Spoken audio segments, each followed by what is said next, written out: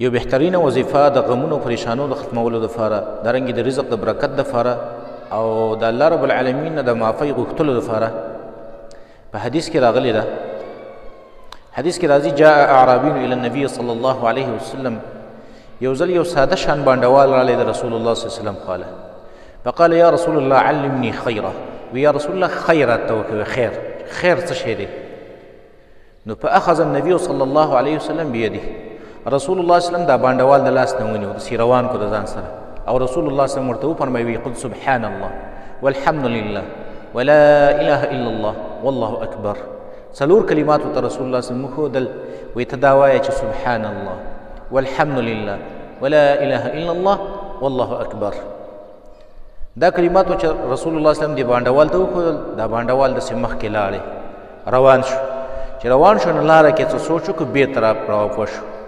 رسول الله صلی الله علیه وسلم وګوره هغه ساده انسان بېرته راواپس شو، ټینشن او مسئله لا نه ده حل شوې، زړې جوړ نه دی، تسلي نه ده شوې، بېرته واپس رالې. نو چې رالې وی یا رسول الله، ای د الله پیغمبره، سبحان الله والحمد لله ولا اله الا الله والله اکبر هذه لله. دا څلور واړه کلمات خو د الله دپاره دي، پاکي ده یا الله تعالی، رحمت دی تعالی الله، ستانه علاوه بل لایق د بندګۍ نشته دی، الله ډېر لوی دی. نو دا خو داسې کلمات دي چې دا خو ټول د الله دپاره شو. نو فماذا لي، ما ته پکې څه میلاو شو؟ ساده سړی و.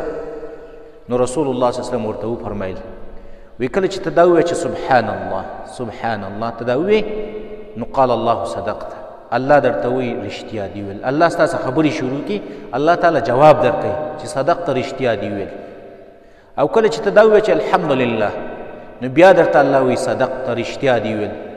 کله چې بیا ته دا ووایې چې لا اله الا الله، نو بیا درته الله وایي صدقت، رښتیا دي ویل. او کله چې ته دا ووایې چې والله اکبر، نو الله درته وایي چې صدقت، رښتیا دي ویل.